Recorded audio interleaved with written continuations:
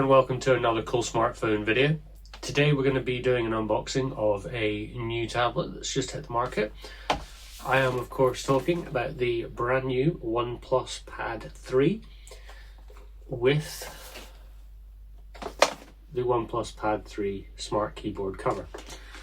Now those of you who have watched the channel for a while, you will be aware that the predecessor to this tablet, the OnePlus Pad 2, was my favourite tablet of last year. So it'll be interesting to see how this compares. But first of all, we need to get the unboxing done. So if you join me on the other side, we'll get into that. So we'll get right into it. These devices were sent to me by OnePlus PR, so thank you very much for that. And we do have the 12 gig and 256 gig version.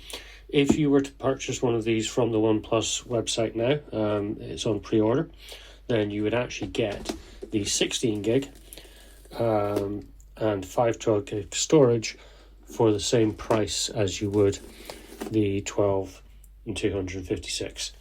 And at the time of this video, that price is £529.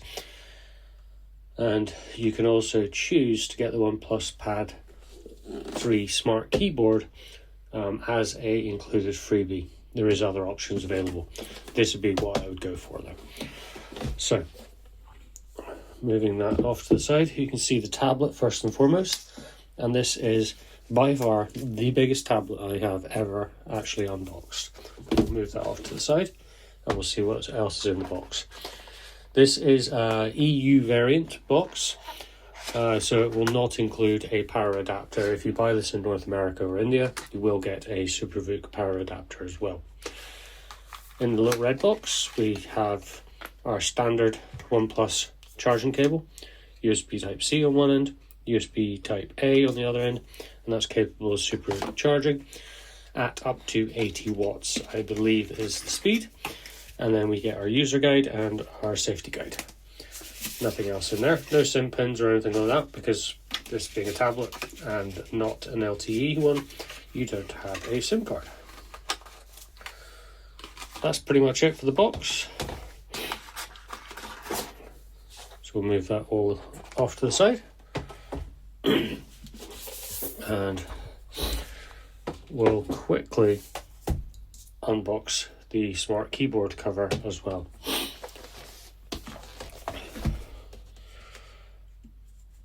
This has apparently been tweaked a little bit from the predecessor, even though the predecessor was very good, but obviously with the tablet increasing in size, they've had to increase the keyboard in size as well. This one slides out to the side.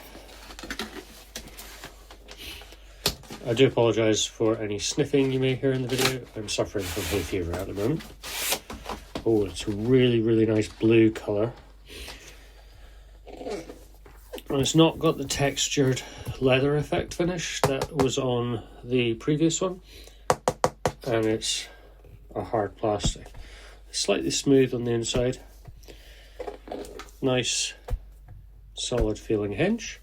So that's your back panel, which attaches magnetically. They've got a little warranty guide, user guide. And then under here, you have the keyboard itself, which is, again, similar material, plastic. Kind of a smooth touch back. And quite a bit wider, and they wanted me to draw attention to the AA button, which is here, and obviously your command keys along the top. Pretty good travel, really nice large trackpad as well. Move that all off to the side for now. The keyboard cover does really make a difference in how useful this tablet is in the guise as almost a laptop replacement. So let's have a look at the tablet itself. As I said, this is by far the biggest tablet I've ever had the chance to review, and that is because it is a massive 13.2-inch diagonal display. It has a screen aspect ratio of 7 to 5, and it is an LCD type display. Now, for those of you who may be looking at this and thinking about it as an option over something like a iPad Pro or a Galaxy Book Ultra or Tablet Ultra, I can't remember what they call it. These are similar in size, but those other tablets do have different screen technology. Samsung use AMOLED and Apple I believe use mini LED. However, the LCD tablets that OnePlus have been using recently, particularly with their Pad 2, are very, very good screens. So we'll just get this turned on. I have not powered this up yet. This, as you saw, is fresh out of the box. While this starts up, if it is going to start up, there we go. We have a resolution of 3392 by 240, screen to body ratio of 89.3%, PPI of 315, color gamut of 96% of the NTSC range, and DCI P3 coverage of 98%, with a delta E of 0.7. Refresh rate is 144 Hz, with a touch sampling rate of 540 Hz, defaulting to 120 Hz. Max brightness is going to be 900 nits. However, your average screen brightness is going to be 600 nits. Moving away from the screen, if we go around to the edges, you can see here we've got a sleep wake button and power button. 2 of the 4 speakers. Now these speakers, there's actually 2 speakers in each grill. So you've got a tweeter and a woofer in each of these grills. Then on the other side, we also have the same mirrored as well. USB Type-C port, which is capable of up to 80 watt charging. No display out that I'm aware of. It is a 3.2 Gen 1 port though. Around the back, we have our rear camera, which has now been moved from the center to an offset camera, and it is a 13 megapixel camera with an LED flash, capable of recording 4K 1080p 720p at 30 frames per second, and has EIS and supports digital zoom. The front camera is nestled up there in the bezel. Probably can't see it with the screen on. There we go. So that is a 8 megapixel camera, which features face unlock. Tablet itself is running Oxygen 15, Oxygen OS 15, which is based upon the Android 15 build. What I'm going to quickly do is I'm going to quickly get this booting up and go through the setup. Sorry about that, the video cut out there, but we've now got to the recommended services page where it recommends you turn on certain things. One of the things I am going to keep turned on is AI Service Engine and also Quick Connect. Press agree to that, and we're going to use gestures, and there you go. That is the OnePlus Pad 3 now set up. If we now go into there, this is going to be your default homepage, and you can see there is a couple of bits and pieces here that OnePlus have added, such as Kidspace, Clock, some OnePlus apps, Clone Tablet, WPS Office, which is one of the things that just come on these devices, but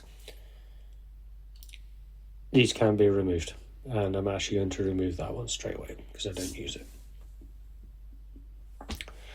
That's your default app drawer. And one of the really nice things to see is Gemini is built in. Now, I'm not signed into this, so I won't be able to use that at the moment. However, I do want to see if we can show the multitasking. So you'll notice here there is 3 buttons at the top. If I tap them, I've then got the option for split view, and that will open me back up to the main screen where we can then split view apps side by side. And a little animation there just to show that I can move these around. One of the things that OnePlus is particularly proud of is this UI, which is called Open Canvas, and that allows you to have nearly a full screen app split with another full screen style app. So there you go, I've now got 2 apps side by side, both of which are near full screen. If I wanted to, I can actually add another app into the mix, and you can see now we've got 3 apps all displaying at the same time. If I tap the little dots here and tap into them, you can see I actually go into the app in full. However, I can expand this even further, and now we've got 3 full screen apps all running at the same time. Really, really nice feature, really useful for productivity tasks and multitasking. So I'm going to quickly just pop the keyboard case together. One of the things I do like here is they've changed this design. Instead of having the pogo pin connectors on the bottom of the tablet where they were on the previous device, they are now on this flap at the back, which has a really good strong magnetic hinge. This in turn will connect to the pogo pins on the back of the tablet. So if we pop the magnetic case on, just like so, lines up perfectly, and then we open it up slightly, try and do this on camera, that snaps into place. You've got a little latch there, and that is your tablet in keyboard mode, essentially. If I now pull that down, really strong magnet on the front there, actually, that's nice to see. And then pull the stand out the back. We now have a full, zoom out a bit, laptop style workstation. You'll see it's automatically picked up on the keyboard, and it will give us a couple of options for going through the keyboard. If I press the AI button, it takes me straight to Gemini, which obviously I've not signed into yet. And then we've got our command keys. That will disable the trackpad. Media playback keys, volume up and volume down, and mute. Really, really nice setup. One other thing I forgot to mention is this is compatible with the Stylo 2 stylus. Unfortunately, I don't have one of them, and that would magnetically attach here. So there you have it. That is the OnePlus Pad 3 unboxed, and I will be doing a full review on this. I'm going to be using this as my main go-to tablet for the next couple of weeks, just to give you an idea of what it's like. But I have high hopes for this. It is a little bit big and it's going to take a little bit of adjustment for me, but I am used to using a full 13/14 inch laptop. Just as a comparison, this is my works laptop. This is a 14-inch screen, just to give you an idea. That is a size comparison. So it is a tiny little bit thinner, but depth-wise it's about the same. And then thickness, obviously, the pad is quite a bit thinner. I forgot to actually mention that the actual thickness of the pad itself is only 5.97 mil, whereas once you add the keyboard case and the back pad, that will thicken it up a wee bit.